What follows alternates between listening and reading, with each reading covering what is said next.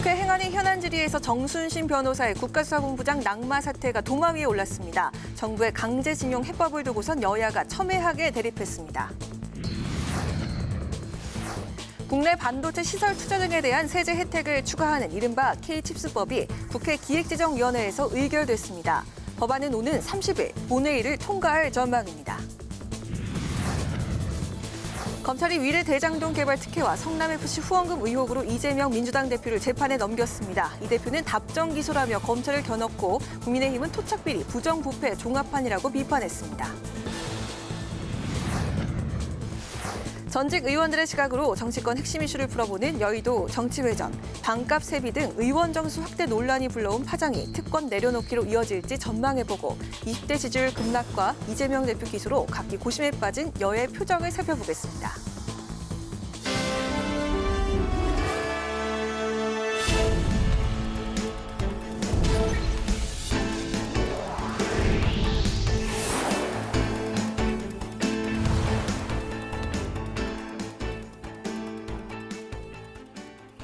여러분 안녕하십니까? 3월 22일 수요일 국회 라이브 6 시작하겠습니다.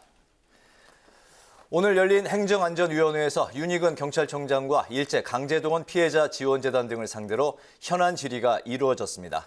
여야는 국가수사본부장 인사검증 실패와 강제징용 해법을 두고 신경전을 이어갔습니다. 보도에 강민지 기자입니다. 더불어민주당은 경찰 수사를 총괄하는 국가수사본부장에 검찰 출신인 정순신 변호사가 임명된 것부터 문제 삼았습니다. 다시 검사 출신이 임명될 경우 정권의 꼭두각시, 검경 동일체라고 해도 과언이 아니라고 비판했습니다. 경찰 조직 구성원들이 뭐라고 생각하겠습니까? 검찰의 경찰 장악이 현실화됐다. 경찰 우습게 본다. 이렇게 반응이 실제로 나오지 않았습니까? 윤희근 경찰청장은 후임 인선을 답변할 수 있는 단계는 아니라면서도 검사 출신이 안 된다고 생각하지 않는다고 답했습니다. 결과적으로 이제 이와 같은 결과가 문제가 되긴 했지만 사실 이런 문제가 아니었다면요. 저는 이게 검사로 안 된다. 이거는 저는 그렇게 생각하지 않았습니다. 국민의힘은 정부의 강제징용 해법과 관련해 문재인 정부가 망친 한일 관계 회복을 위한 노력이라며 피해자 중 찬성하는 유가족도 있다고 주장했습니다. 솔직히 이번에 제3자 하는 방식에 있어서 또 반대하시는 분도 계시고 또 찬성하는 유가족도 있다라고 제가 말씀을 들었어요. 행정안전부 산하 일제강제동원 피해자지원재단은 숫자는 밝힐 수 없지만 상당수 찬성하는 유가족이 있다고 긍정했습니다. 또 제3자 변제 방식을 제안했던 문희상 전 국회의장의 법안보다 더 진전된 일제강제동원 피해자 배보상안을 마련하겠다고 밝혔습니다. 21만 8천 명이 강제동원의 피해자로서 등록이 되신 분들이 있습니다. 이 부분들을 어떻게 할 것이냐가 바로 제2의 문희상 법안 얘기가 나오는 이유일 것 같습니다. 반면 더불어민주당은 정부의 사과 없이 제3자 변제안만 두고 어느 국민이 인정하겠냐며 피해자에 대한 진정한 사과가 아니라고 비판했습니다. 그런데 이 사과라는 것은 사과를 받는 측, 피해자 측에서 그게 사과라고 인정될 때 그 사과가 통용이 되는 겁니다. 이건 진정한 사과가 아니죠. 이 밖에 이태원 참사 수사 과정에서 경찰이 희생자들의 카드 사용 내역을 조회해 상처를 줬다는 지적이 나왔는데 이에 대해 윤희근 청장은 유감스럽고 죄송하다고 밝혔습니다. 국회 방송 강민지입니다. 국회 기획재정위원회는 반도체 등 국가 전략기술 투자에 대한 세제 혜택을 확대하는 내용의 조세특례 제한법, 이른바 K칩스법을 처리했습니다. 윤석열 대통령이 지난해 12월 전략산업에 대한 세제 지원 추가 확대를 지시한 지 약 3개월 만입니다. 보도에 홍혜진 기자입니다. 반도체 등 국가 전략 산업의 투자 확대를 위해 새 공제율을 높이는 K칩스법이 기재위에서 처리됐습니다. 이 개정안은 국가 전략기술 시설에 투자하는 대기업과 중견기업의 새 공제율을 현행 8%에서 15%로, 중소기업은 16%에서 25%로 높이는 것이 핵심입니다. 혜택 대상은 기존 반도체와 2차 전지, 백신, 디스플레이에서 민주당이 요구한 수소, 미래형 이동수단 등 탄소 중립 산업도 포함시켜 모두 6개 분야입니다. 반도체의 중요성이 전 세계적인 진영 대결로까지 가는 큰 문제가 됐기 때문에 이렇게 세액 공제를 하면서 우리의 기본 사업을 지키기 위해서 이 법이 여야 모든 의원님들의 그 합의로 반도체 시설 투자에 대한 대기업 세액 공제율은 지난해 12월 6%에서 8%로 확대됐는데 당초 추진했던 수준에 한참 못 미치면서 윤석열 대통령이 추가 확대 방안을 지시했고 이후 급물살을 탔습니다. 여야 합의로 개정안이 기재위 문턱을 넘었지만 야당에선 반대 의견과 세수 부족 우려 등의 목소리가 이어졌습니다. 반도체 투자세액 공제 2년 동안 4조 3천억, 5년 동안 7조 원이나 세수 감소를 기재부 추계로 일으키는 이런 정책을 지금 통과시켜야 되는 이유에 대해서 기재부로부터 한 번도 납득 가능한 설명을 받은 적이 없습니다. 재벌들에 대한 세액 공제가 너무 과도하다라는 비판 유념해서 기재위에선 올해 한해 신용카드 대중교통 이용액의 소득 공제율을 현행 40%에서 80%로 확대하는 내용의 개정안 등도 처리됐습니다. 통과된 법안들은 오는 30일 본회의에서 처리될 예정입니다. 국회 방송 홍혜진입니다.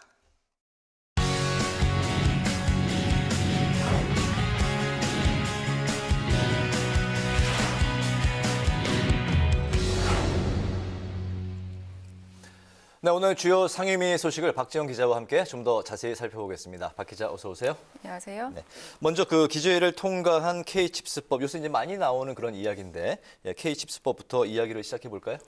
네, 이제 정확한 법안명은 이 조세특례 제한법 개정안입니다. 이 앞서 리포트에서 보신 대로 이 반도체를 비롯한 국가 전략 기술 산업에 이 시설 투자를 할 경우 이 세액 공제를 확대해 주는 게 핵심 내용입니다. 이 세액 공제율이 이제 대기업과 중견기업은 현행 8%에서 15%로 중소기업은 16%에서 25%로 각각 늘어나는데요. K칩스법은 이제 법사위와 오는 30일 예정된 국회 본회의 의견만 남아서 이제 3월 국회에서 입법이 완료될 전망입니다. 네, 그동안 이제 K칩스법을 두고 여야가 이제 합의 처리까지 여러 가지 좀 진통이 있었죠. 네, 여야 간 의견 차이가 좀 있었습니다. 네. 이제 K칩스법 이제 민주당이 반대를 했었는데 이유는 이렇습니다. 이제 정부가 이 윤 대통령의 지시로 이제 대기업의 세액 공제율을 확대한 지 한 달 만에 이 재차 세액 공제율을 올리는 법안을 제출을 했고 이 K칩스법이 일부 재벌에 특혜가 집중된다는 거였는데요. 그럼에도 이제 민주당이 K칩스법 처리에 동의하기로 입장을 선회하게 된 건 최근 미국 반도체 지원법이 시행이 되면서 우리 기업에 대한 지원이 절실하다는 의견을 수용했다는 분석이 나옵니다. 이 K칩스법 처리 과정에서 여야는 이 국가 전략 기술 대상을 놓고도 대립을 했었는데요. 이 당초 반도체와 2차 전지, 백신, 이 디스플레이 외에 이 민주당이 요구했던 수소와 미래형 이동 수단을 넣으면서 K칩스법 처리에 속도가 붙게 됐습니다. 하지만 오늘 이 K칩스법 처리 과정에서도 야당에서는 이제 우려의 목소리를 냈는데요. 이 민주당 이제 신동근 의원은 이 세대 혜택을 받는 기업들이 이 국내 경제에 기여할 수 있는 대책을 마련해야 한다고 요구를 했고, 이 정의당 장혜연 의원은 이 장애인 권리 예산은 정부가 이 재정 건전성을 이유로 대폭 삭감해 놓고 일부 대기업을 위한 세금만 깎아준다며 이 K칩스법 처리에 반대를 했습니다. 네, 박 기자가 이제 방금 말씀하신 대로 K칩스법이 일부 재벌의 특혜가 이제 집중된다. 바로 이제 그 부분 때문에 그 민주당에서 부자 감세다 이렇게 이제 비판을 해왔는데 K칩스법 통과를 또 기대하는 효과는 어떤 면이 있습니까? 정부는 이 K칩스법이 이제 기업 투자에 물꼬를 트는 마중물이 될 것으로 기대를 하고 있습니다. 네. 이 경기 침체로 이 기술 투자에 선뜻 나서지 못하는 기업에 이 정부의 세제 지원이 최대의 당근이 될 수도 있다는 건데요. 다만 K칩스법이 기업의 세금을 깎아주는 내용인 만큼 세수는 일단 줄어들게 됩니다. 정부는 이 K칩스법 시행으로 내년 세수가 이 3조 3천억 원 정도 감소할 것으로 추산했는데요. 당장의 세입은 감소가 되지만 투자의 물꼬가 트여서 기업의 매출이 증가하게 되면 이에 따르는 세입도 증가할 것으로 전망을 하고 있습니다. 그렇군요. 오늘 통과된 조세특례 제한법 개정안에 고향사랑 기부제 이 내용도 포함이 됐다고요? 그렇습니다. 이제 고향사랑 기부제는 이 열악한 지방 재정을 돕고 이 지역 경제 활성화를 위해 마련이 됐습니다.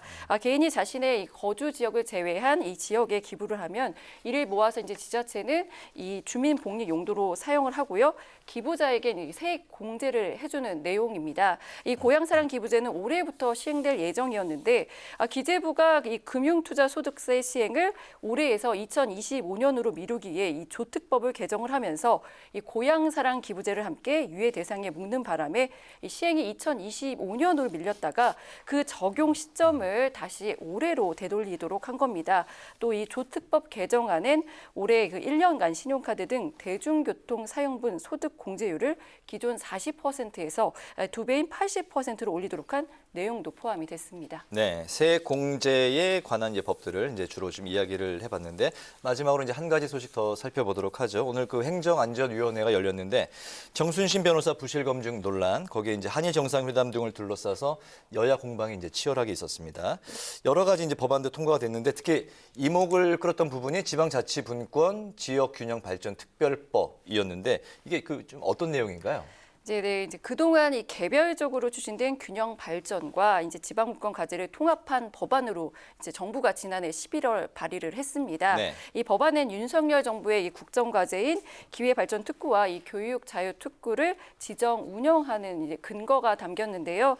비수도권 투자 촉진을 위한 기회발전 특구로 지정이 되면 해당 지역으로 이전하는 기업에 감세 등의 혜택을 주는 거고요. 이 교육 자유 특구는 이 지역별 맞춤형 대안 학교 설립 등 다양한 이 공교육을 시도할 수 있도록 행정적, 재정적인 지원을 할 수 있도록 하는 내용입니다. 이 법안도 이제 오는 30일 국회 본회의에서 통과될 것으로 이제 전망이 되고 있습니다. 그렇군요. 이번 그 3월 국회에서는 여러 그 입법 성과도 기대가 되는 상황이네요. 네.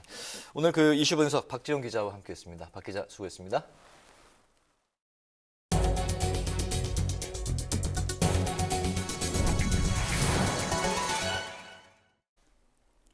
국회 정치개혁특별위원회가 전원위원회에 상정할 선거제 개편안을 최종 의결했습니다. 논란이 됐던 의원 정수 확대 내용이 빠지면서 선거제 개편을 논의하기 위한 전원위원회는 예정대로 27일부터 열릴 가능성이 높아졌습니다. 보도에 김희연 기자입니다. 국회 전원위원회에서 논의될 선거제 개선 결의안이 최종 확정됐습니다. 정치개혁특별위원회는 전체 회의에서 3개의 복수안을 의결했습니다. 당초 소위에서 채택됐던 도농복합 중대선거구제와 권역별 병립형 비례대표제, 소선거구제와 권역별 준연동형 비례대표제는 유지됐고 개방명부식 대선거구제와 전국 병립형 비례대표제가 새로 추가됐습니다. 논란이 됐던 의원 정수 확대 문제는 현행대로 300명을 유지하기로 했습니다.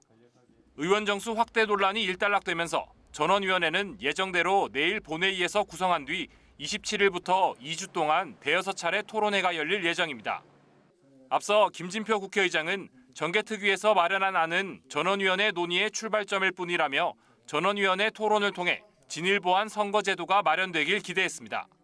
특히 이번에 열리는 전원위원회는 대립과 갈등을 증폭시키는 정치가 아니라 대화와 타협을 만들어내는 협치 제도화의 첫 출발이라고 강조하며 의원들의 적극적인 참여를 독려했습니다.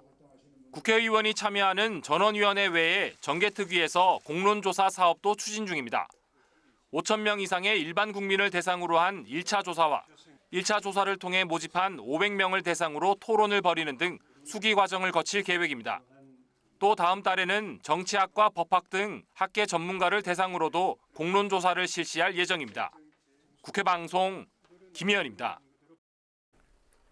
더불어민주당 이재명 대표가 위례 대장동 개발 특혜와 성남FC 후원금 의혹으로 재판에 넘겨졌습니다. 이 대표는 검찰이 정해진 답대로 기소한 것이라고 비판했고 국민의힘은 토착비리, 부정부패 종합판이라고 직격했습니다. 김동길 기자가 보도합니다. 위례 대장동 개발 특혜와 성남FC 후원금 의혹을 수사해온 검찰이 더불어민주당 이재명 대표를 배임과 뇌물, 이해충돌 방지법 등 5개 혐의로 불구속 기소했습니다. 지난 2021년 대선을 앞두고 검찰의 수사가 시작된 지 1년 6개월 만입니다. 검찰은 이 대표가 성남시장 재직 시절 대장동 개발 민간업자에게 유리한 사업 구조로 성남도시개발공사에 4,895억 원대 손해를 끼쳤고 두산건설과 네이버 등 4개 기업에서 성남FC 후원금 133억 원을 받고 건축 인허가나 토지 용도 변경 등 특혜를 제공한 혐의를 적용했습니다.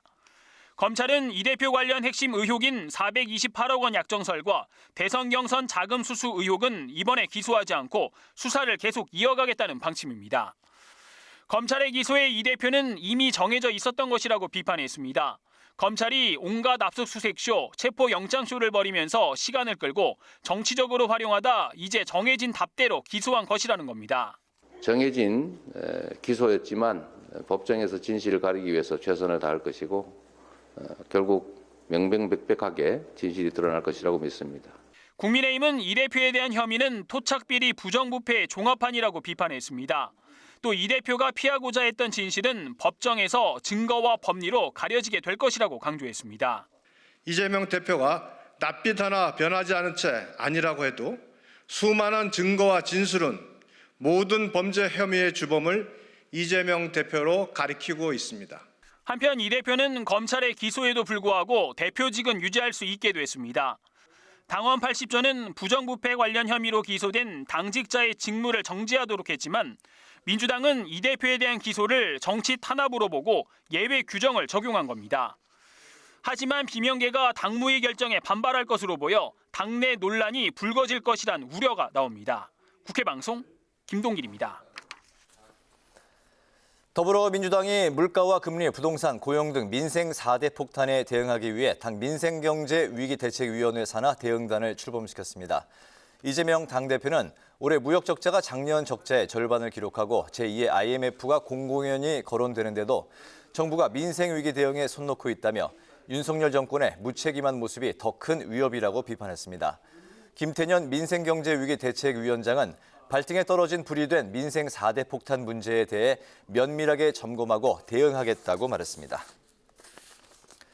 국민의힘 소속 의원들이 불체포 특권 포기각서 서명운동을 진행하고 있습니다. 김영동, 박정화, 유이동, 이태규, 최형두 의원은 지난달 이재명 더불어민주당 대표의 체포동의안 부결 사태를 계기로 자당 소속 의원실에 서약서를 발송하고 결과를 취합 중인 것으로 전해졌습니다.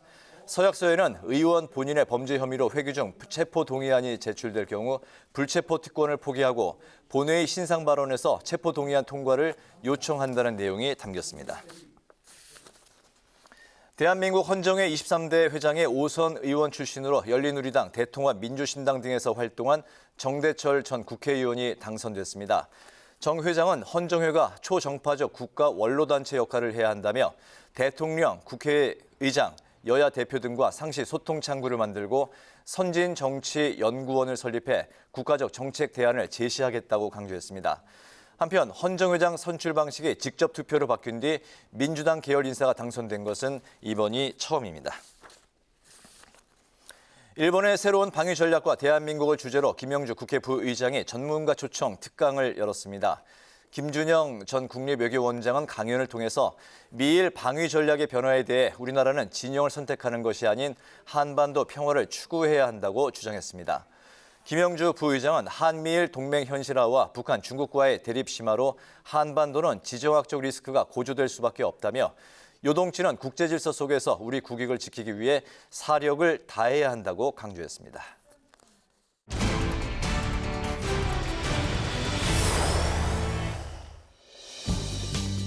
3월 20일 정치권의 뜨거운 말말말 강하랑의 정치톡 시작하겠습니다. 오늘 첫 번째 정치톡은 MZ세대 쟁탈전입니다. 여야가 정치권에서 돌아선 청년층의 마음을 얻기 위해서 MZ세대 초점을 맞춘 정책과 법안들을 잇따라 내놓고 있습니다.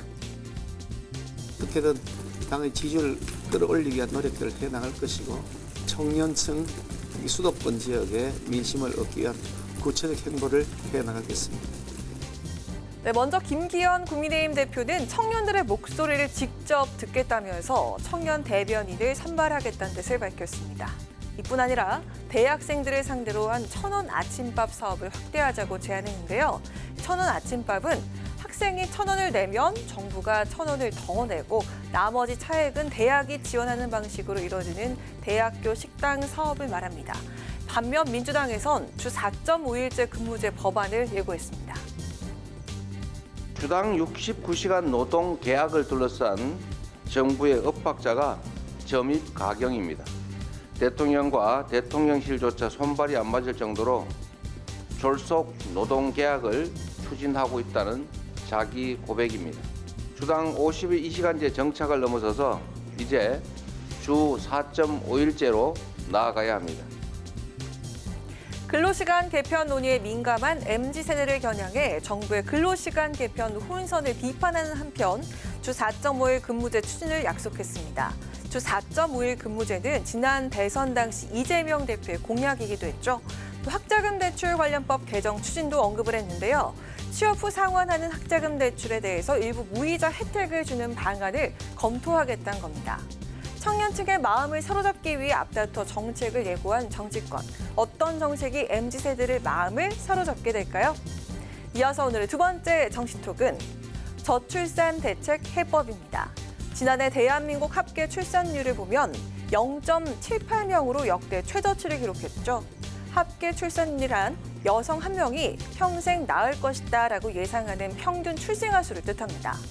OECD 국가 중에 꼴찌는 물론이고요. 평균인 1.59명 절반에도 못 미치는 수치를 기록했습니다.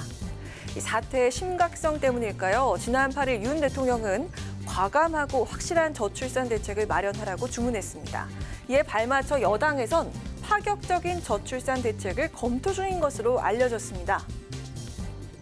어린이집의 영세반이 대단히 부족해서 문제가 되고 있습니다. 이런 보육 환경에서 정부가 출산율 상승을 바라는 것은 연못구어라고 할 것입니다. 여당은 저출산 대책으로 남성이 30세 이전에 자녀를 3명 이상 둘 경우 병역을 면제하는 방안을 검토하는 것으로 알려졌는데요. 또 각종 출산 관련 지원금을 통합해서 0세부터 18세까지 매달 100만 원의 아동수당을 지급하는 방안도 검토 중이라고 하죠. 이 경우 아동 1인당 18세까지 2억 원이 넘는 돈을 받게 됩니다. 이뿐 아니라 남성의 육아휴직을 90일간 의무화하는 스웨덴식 육아휴직 제도 도입도 검토하고 있다고 밝혔습니다. 남성의 병역 의무와 현금성 복지 등 다소 민감한 내용이 포함된 만큼 당 내에선 조심스러운 분위기도 감지되고 있습니다. 이에 더해 조정훈 시대전환 의원은 월 100만 원에 외국인 가사도우미를 고용하는 법안을 준비 중인 것으로 알려졌는데요. 저출산 대책이 될 수 있다면서 목소리를 높였습니다. 외국인 가사 도우미가 적은 비용으로 청년 부부들을 도와 비용이나 경력 단절에 대한 두려움으로 아이 낳기를 주저하는 일이 이제는 없도록 해야 합니다. 이 법안이 실현된다면 싱가포르와 같이 월 100만 원 수준의 외국인 가사 도우미의 사용이 가능해집니다. 과감하고 확실한 저출산 대책을 마련하라는 대통령의 지시에 파격적인 방안까지 검토하는 정치권. 여러분들은 어떤 저출산 대책에 마음에 드시나요? 지금까지 강하랑의 정치톡이었습니다.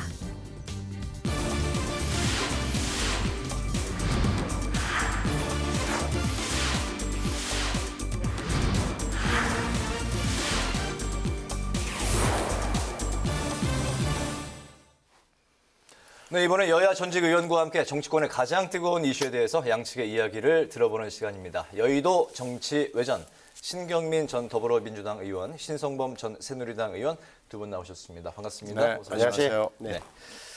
올해 그 정치권의 가장 뜨거운 그 화두가 아닐까 싶습니다. 선거제 개편 논의 지금 이제 한창 논의 중이고 김진표 국회의장도 뭐 방송에서 열심히 홍보하시고 박차를 가하고 있는 상황인데.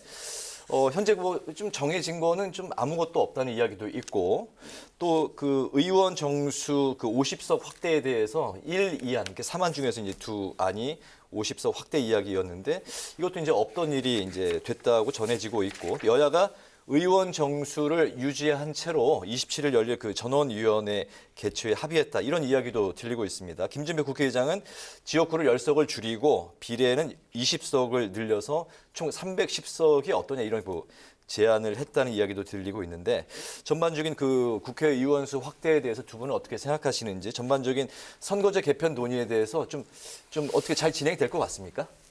일단 결론은 비관적인데요. 아, 비관적입니까? 그런데 이제 뭐 지금 1, 2안은 뭐 버리고 3안은 좀 몰아가는 쪽으로 얘기하고 있지만 그 3안이라는 것도 뭐 어찌 될지 지금 모르는 건데요. 하여튼 그게 의원 도농복합중대선거구제라 3안. 그것도 지금 어떻게 될지 모르고 의원 지금 김 의장이 말씀하시는 지역구를 10석을 줄이는 거는요. 그게 아마 나오는 순간 그냥 아마 난타전이 돼가지고 그 형체도 찾아보기 어려울 겁니다. 어떤 국회의원이 자기 지역구 하나 줄일 때도 막 난리가 나거든요. 근데 네. 10개를 줄인다 그러고 그러면은 가만히 있지 않을 거고요. 지금 항상 이 선거 임박해가지고 꼭 이걸 홍역처럼 겪는데 이게 참 어려운 문제예요. 네. 도농형 뭐 복합을 하느니 뭐 중대 선거로 하느니 뭐 하는데 소선구제. 이번에도 지금 다 뭐 온갖 얘기들이 다 나와가지고 지금 그러는데 제일 중요한 문제는 이번 숫자입니다. 이번 숫자를 지금 300명이 감정적 저지선이거든요. 네. 이 300명을 한 석이라도 더 늘리자고 그러면은 국민들이 거의 다 달려들어가지고 국회의원 두드려 패기를 하는데요. 국회의원이라는 게 증오의 대상이고 이게 축구공처럼 네. 뭐 누구든지 와서 한 대씩 두드려 패고 지나가니까요. 5천만한테 맞으면 이 뼈도 못 추립니다. 그러니까 살짝 그냥 군밤만 네. 쥐어받고 가도 5천만이 한 대씩 때리면은 거의 형체가 안 남을 정도이기 때문에 이걸 좋아 늘려 너네들 일 열심히 해 이렇게 하는 분은 거의 찾아보기 어려워요. 이제 세비를 총액을 그대로 유지한 채 의원 수를 늘리면 한 명한테 집중됐던 권한을 좀 분산시키는 효과가 있다. 뭐 이런 얘기. 그래서 이제 또 뭐 고육지책인데 그것도 이제 이 돈이 해봐야 되는 거고요. 하여튼 숫자 문제에서 딱 걸립니다. 그래서 네. 지금 그 김진표 의장이 얘기하는 것도 지역구는 한 10개 줄이고 비례를 조금 더 늘리자 하는 안도 결국 아마 난상 토론을 겪다 보면 이게 어떻게 될지 형체를 찾아보기가 쉽지 않을 거예요. 그래서 지금 현재 뭐 어떤 분들은 이 정도면은 상당히 많이 진행이 됐다. 뭐 또 어떤 분들은 아무것도 안 됐다라고 그러는데 양극단의 설이 있죠. 네. 근데 저는 별로 그렇게 희망적이지 않다고 생각합니다. 그렇습니까? 다음 달까지는 이제 뭐 그 매듭을 짓겠다는 게 이제 의장의 이제 의지가 확고한데요. 예, 그 어떻게 보십니까? 그게 저는 오늘 국회 정책특위 정개특위에서 결정한 사안은 뭐냐면은 전원위원회에 안건으로 올릴 걸 토론 소재를 정해준 거예요. 왜 그러냐면 전원회의를 소집하려고 그러면 안건을 명시해야 되거든요. 안건에 3가지 안건을 올린 거예요. 그러면 전원위원회는 어떻게 되냐? 말 그대로 299명의 의원들이 다 참석할 수 있는 게 전원회니까 2주 동안. 그러니까 지금 의장의 생각에는 제가 들어보니까 일주일에 한 2-3번. 그러니까 2주일 동안 하면 너댓 번. 네. 4번 내지 6번 전원회의 토론을 통해서 의견을 모아보자는 취지인데 그러니까 지금 정개특위에서 올라간 세안 그러니까 300석 유지를 전제로 한 것도 사실 안건일 뿐이지 그게 기속되는 건 아니에요. 네. 따라서 누구는 뭐 300명, 500명으로 가자는 의견도 제시할 수 있다. 그러면은 전원위원회에서 어떻게 결론이 안 내려지면 합의가 안 될 거 뻔하잖아요. 그러면은 어차피 다시 정개특위로 넘어가야 돼요. 정개특위에서 다시 뭐 합의를 해서 만들어내야 된다. 그 프로세스를 말씀드리고. 네. 그런데 저는 개인적으로 이게 국민의 감정 문제에 대해서는 우리 신경민 전 의원께서 설명을 잘 해주셨는데 국민들이 하여튼 국회의원에 대해서는 어쨌든 국회의원에 대해서는 불신을 넘어서는 그걸 갖고 있으니까 힘은 들 거다. 그럼에도 불구하고 저는 좀 이성을 찾는다면 국회의원 숫자는 우리 수준에 늘려주는 게 맞다. 우리 재헌 국회 때 1948년도에 200명이었다 그래 200명. 네. 그때 인구가 아마 2,000만이 안 됐을 거예요. 그런데 200명이었다. 지금 300명, 299명인데 보니까 OECD 평균은 국회의원 1인당 담당이 하는 인구가 8만 명에서 한 명씩 뽑는단 말이에요. 우리는 17만 명이에요. 일본은 18만 명에 한 명이에요. 일본은 왜냐면 중의원, 참의원 합해만 700명이 넘으니까 1억 2천에. 우리나라 그 17만 명이라는 거는 전체 그 5천만으로 봤을 때 당연하죠. 5,100만 나누기 이제 현재 국회의원 300명을 나눈 거죠. 네, 제가 예를 들어서 제가 현역대 지역구 그러니까 경남, 산청, 함양, 거창 합천 4개 군이 딱 17만이라고 이게 표준 건데 네. 이런 거를 그런데 17만이 많으냐 뭐 적으냐 달라질 수 있겠으나 외국의 경우에도 보면은 프랑스나 이런 데도 보면은 한 영국이 보니까 인구가 한 6,700만인데 하원만 650명 돼 650명. 네. 그러니까 하원 뭐 프랑스도 한 인구가 6,400만인데 하원은 577명. 그러니까 우리가 인구에 비해서 의원 숫자가 많다 적다는 것은 객관적 기준은 없지만 절대 기준은 없지만 적어도 외국에 비추어 보면은 적은 숫자다라는 거 하나 하고 그리고 너무나 이게 규모가 나라의 규모가 커지기 때문에 의원 숫자를 좀 늘려줄 필요가 저는 있다고 봐요. 그러니까 이걸 어떤 사람이 어떤 분들이 야 국회의원들 일도 안 하는데 뭐하려고 늘려 국민이 싫어하는데 하면서 확 공격하기는 쉬우나 국민들도 다 동의하겠죠. 뭐 절대 늘리면 안 된다는데 하지만 조금 몇 사람이라도 사실은 이런 또 여론 흐름에 대해서는 정확히 밝혀주면서 좀 방어하는 노력이 필요한 거예요. 그런데 홍준표 대구시장이나 이런 분들이 80명 정도 얘기가 그러니까 뭐 국민들 볼 때 시원하잖아요. 일도 안 하는 국회의원들 더 줄여야지 뭐 시원하지만 그게 나라를 위한 것은 아니단 말이에요. 그러면은 정당이나 국회에서도 방어를 좀 해줘야 돼. 이러저러한 이유 때문에 그래서 나온 이야기가 월급을 줄이더라도 하자든 이거는 그래서 뭐 가능성은 적었지만 저는 이런 이야기는 좀 감히 해줘야 된다고 생각해요. 저 같은 사람한테 해줘야 되는 겁니다. 알겠습니다. 국민의힘 한 가지만 더 덧붙이면 지금 우리 예산이 600조잖아요. 그러니까. 근데 이 예산이 이 정도가 되면은 지금의 의원 숫자 가지고 되는 거냐라는 문제가 있고 또 절차적으로도 훨씬 더 보강을 해야 되는 문제도 있고 숫자의 문제도 있고 이러거든요. 그래서 예산의 규모하고 이렇게 비교해 보는 그런 노력도 예산의 규모에 비해서 300명은 어떤 겁니까? 좀 적은 겁니다. 아, 적은 겁니까? 예, 더 늘리는 근데 게. 이제 현역으로 있을 때 이런 얘기하면 맞아 죽으니까 맞아 죽는다는 말씀을 여러 차례 하시는데 그만큼 이제 좀 국회의원이 국민들한테 많이 좀 이렇게 바깥에 나와서 이렇게 관찰하는 입장에서 보니까 우리 같은 이야기를 하는 거지 선배님 말씀대로 그렇잖아요. 알겠습니다. 안에서 있으면은 국회의원 숫자 늘리자고 하는 순간 지역구에 가서 엄청 혼날 거예요. 이러면 어떻습니까? 만약에 그 국회의원 월급을 지금보다 반값으로 줄이면 그리고 이제 국회의원은 좀 숫자를 늘린다고 하면 국민이 좀 어떻게 받아들일까요? 이번에 그 이탄희 의원이 국회의원 반값 월급을 이제 주장을 했습니다. 우리 그 국회의원 세비가 연봉이 1억 5천여만 원, 월급이 그러니까 1,285만 원, 1,300만 원 정도인데 이게 최고 수준이라고 하는데요. 세비 반값으로 깎으면 좀 어떨까요? 어떻습니까? 글쎄요. 주던 거를 깎으면 다들 좀 기분은 나빠하죠. 하여튼 제가 여기다가 뭐라고 말을 보태기가 조금 어려운데요. 아무리 전직이라고 그래도 말 보태기가 어려운데 이거 깎자고 그러면 또 현역 의원들이 또 얼마나 와서 욕을 하겠습니까? 그래서 이건 말하기는 어려운데 글쎄 지금 이렇게 생활을 해보면은 이 월급을 받아가지고 사실은 생활비로 다 쓸 수는 없습니다.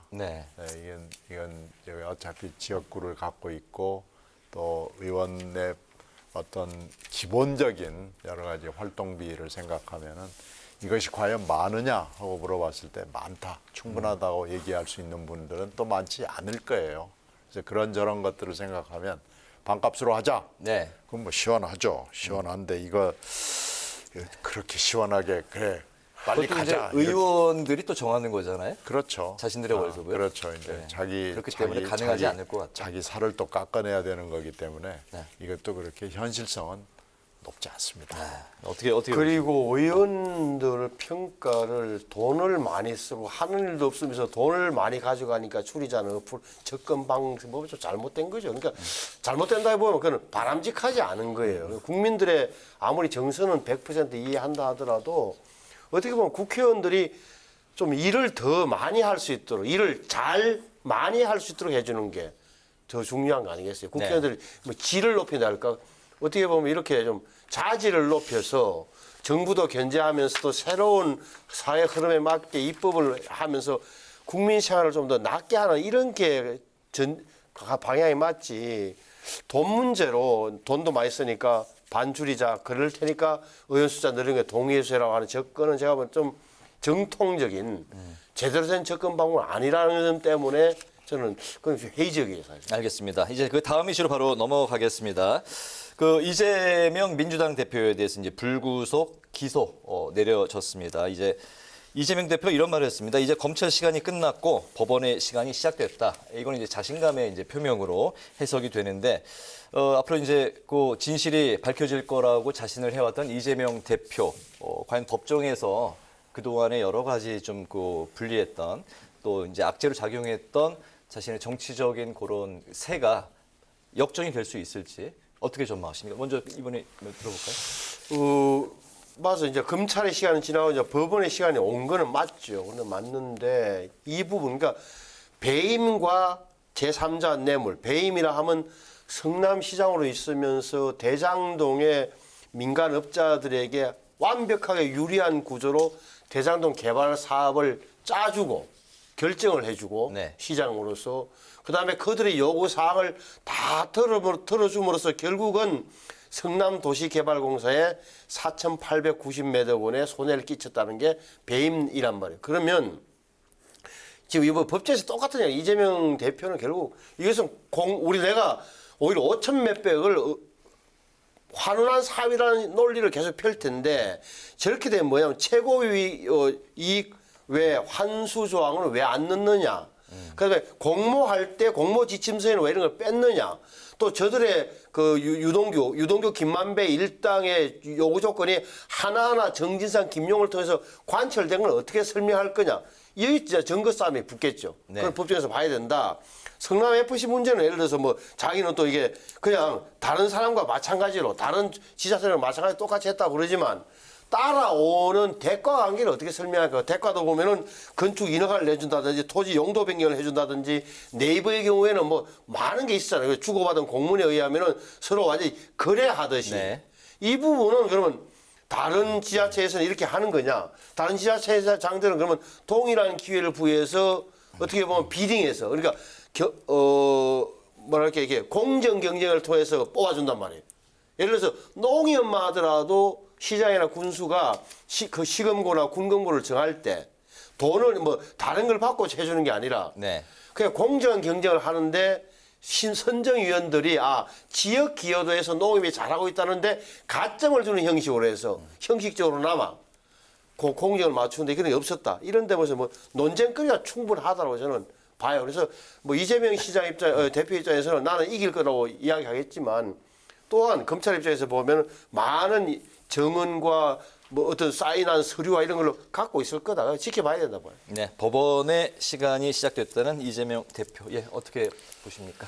지금 이재명 대표의 지금까지의 전략은 검찰을 악마화한 거잖아요. 근데 지금 검찰의 기소는 어떻게 보면 예정돼 있었던 것이고 이 정도 수사를 하고 기소를 안 한다고 그러면 대형 사고죠.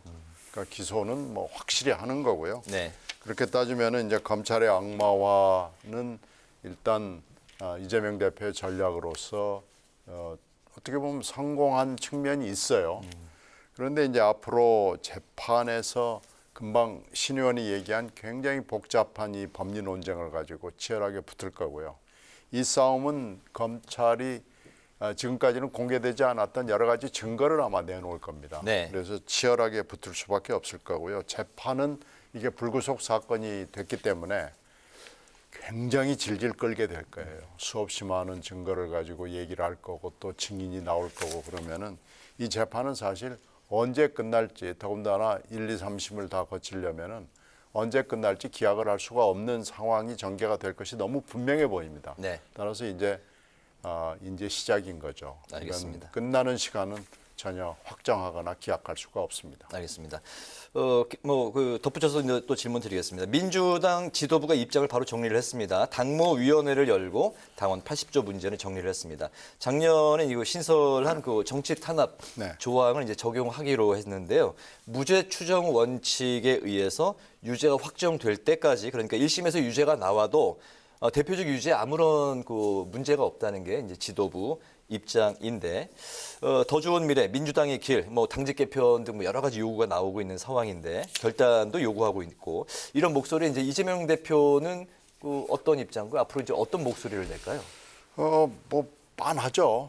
당원 80조 그렇게 하려고 이렇게 하려고 지금 고친 거고요. 그리고 지금 이재명 대표가 2월 27일 날 그 체포동의안에서 사실 충격적인 성적표를 받아들였고 그 이후에 이제 3월 초에 전 비서실장이 죽은 거 아니겠어요? 이 두 가지 충격적인 것 때문에 이재명 대표가 지금 뭐 몇 가지를 들고 나온 겁니다. 일단 소통하겠다. 그래서 요새 쭉 만나고 있고 당직 개편하겠다고 나오고 있는데 이제 당직 개편은 이 대표가 생각하는 당직 개편과 비명이나 반명이 요청하는 당직 개편은 이 시각차가 분명히 있어서 이건 아마 맞추기가 쉽지 않을 거예요.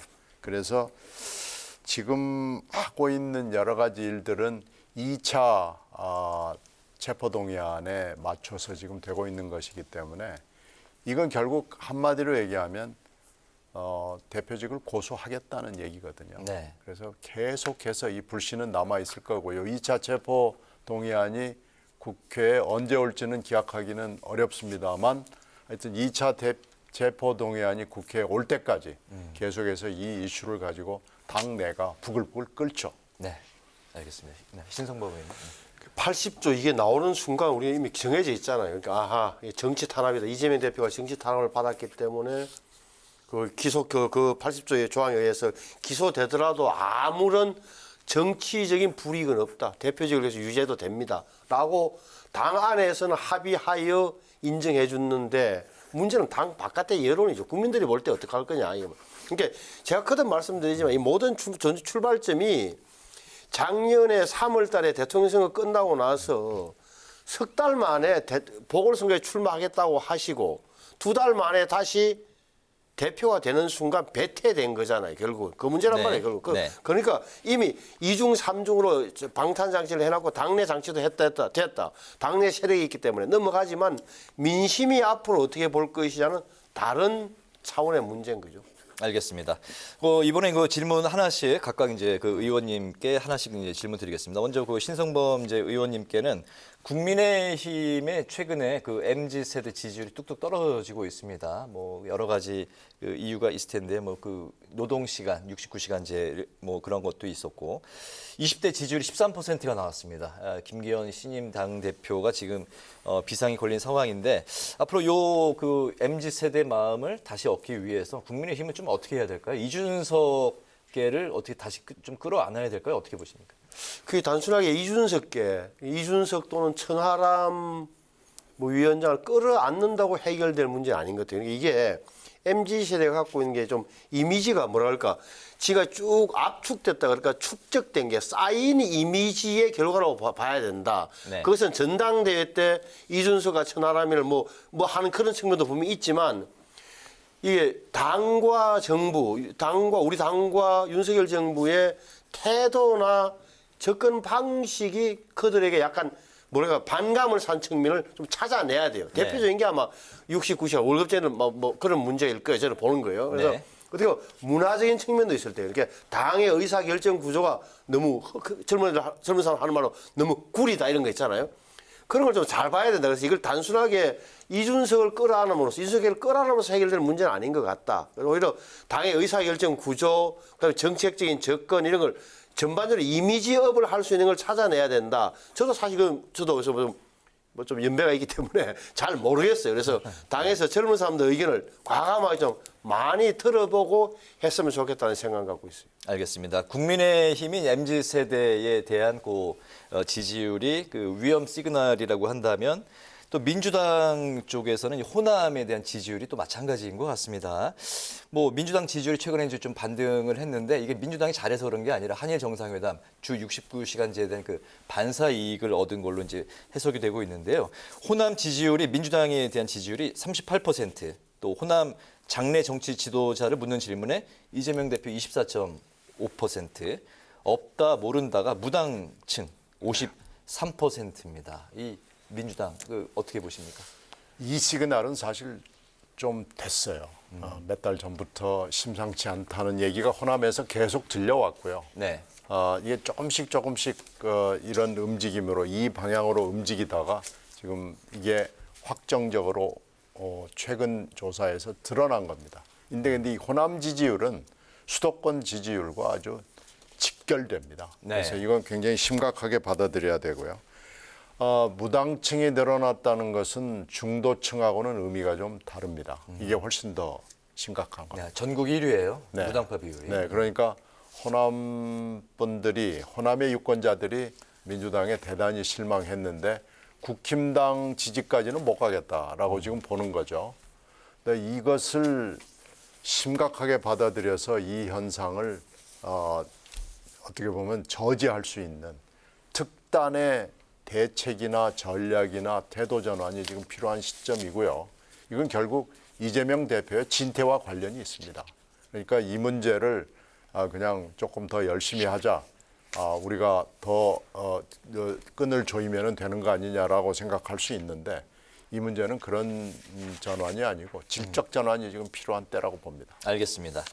이낙연 전 대표가 오랜만에 그 입을 여셨습니다. 그 김진표 국회의장과 일본 통으로 이제 통화하는 이낙연 전 대표가 한일 정상회담을 이제 비판을 하면서 강제동원 피해자와의 소통 그리고 기시다의 분명한 사과가 있어야 한다고 이제 말씀을 하셨는데 정부도 이제 계속 일본의 호응을 이제 기다리고 있는 입장인 것 같은데 과연 기시다가 셔틀 외교 방한 때 뭔가 그 뭐 선물이라고 표현을 할까요? 뭔가 좀 갖고 올지 이거를 이제 정부는 기대하고 있을지 그 어떻게 보십니까? 오늘 마지막 좀 말씀 들어볼까요? 저는 기대하기 어렵다고 봅니다.